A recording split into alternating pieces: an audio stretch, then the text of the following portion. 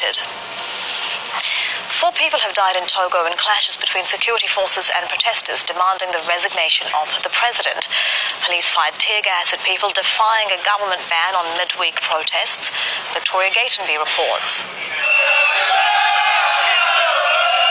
The Nsimbe family has ruled Togo for half a century. These protesters say it's time for a change. We want change. We want jobs for our youth. We don't want the Nsimbe family in this country. We're really fed up with this regime. They've been in power for 50 years now, and they're doing nothing to develop the country. We want the 1992 constitution, and I can assure you that we're all engaged from south to the north in our efforts to have our constitution back. Opposition activists have been demonstrating since August. They want constitutional reforms, including a 2-term limit for the president. They say their protests have been met by a police crackdown. This man says he was beaten up by officers. I was on my way home. I turned a corner and met about 20 policemen who beat me.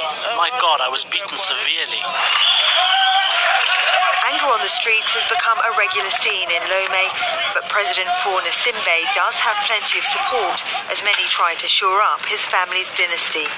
The government has put conditions on where and when people can protest. It's also cut the internet to control what it says is hate speech and misinformation. ECOWAS, the West African economic group that Nsimbe currently heads, has urged Togo to set a date for a constitutional referendum, and the United Nations has called on government leaders in Togo to address the demands of the people. Victoria Gatenby, Aljazeera. US-backed forces fighting ISIL in Syria have been clearing main roads in Raqqa a day after their commanders declared the city under their control. The Kurdish-led Syrian Democratic Forces raised their flag in Raqqa Stadium after a 4-month battle to push ISIL from its self-declared capital. The SDF says it will redeploy fighters to the current front line against ISIL in the eastern province of Deir ez-Zor. Hashim Ahal-Bada has more from Gaziantep near Turkey's border with Syria. The SDF is now going through the mammoth task of trying to clear Raqqa of landmines and ensure there are no booby-trapped buildings. This explains why they are not allowing civilians into the area. We're talking about hundreds of thousands of people who were forced out of Raqqa during the fighting over the last few months.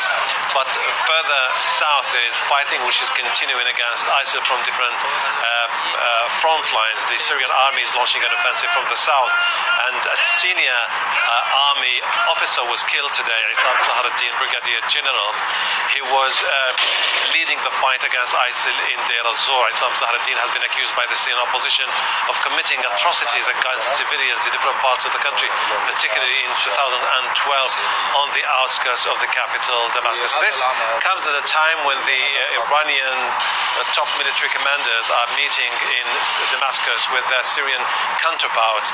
The Iranian chief of the staff said that Israel has no right whatsoever to violate Syria, and I think he was referring to the past attacks targeting Syrian targets by the Israelis. Israel, on the other hand, insists that it is concerned about what it considers to be an Iranian growing influence in Syria and an attempt by Syria to build military bases on the border with Israel, something that Israel rejects.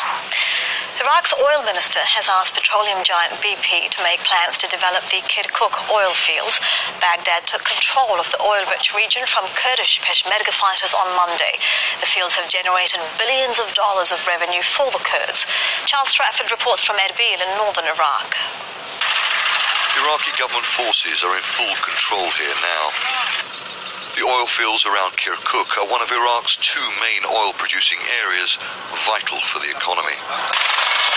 Before the Peshmerga forces withdrew, the Kurdistan regional government was pumping around 600,000 barrels of oil a day from wells like these.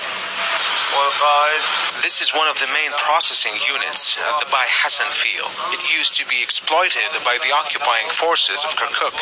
Now, thank God, the fields have been handed over to the Iraqi authorities. When the Peshmerga controlled this area, the Iraqi government accused the Kurdish leaders of not sharing oil revenue with Baghdad. so it stopped sending the 17% of the federal budget, as per the 2005 constitution, to the region. Now, with the oil fields back under Iraqi government control, the oil ministry has vowed to increase production to 1 million barrels a day. And it's threatening legal action against the Kurdistan regional government if it stops the flow to the Turkish Mediterranean port of Ceyhan through a pipeline across the Kurdish region of northern Iraq. The oil ministry isn't taking any risks. It plans to repair and reopen a pipeline that was damaged in 2014 during fighting against ISIL, one that doesn't cross Kurdish territory. As militia and Iraqi government forces fill the streets in the nearby town of Dibis, a Shia song echoes from loudspeakers. Don't underestimate us, Mr. Kurd. We are the ancestors of the grandson of the Prophet Muhammad, would be an accurate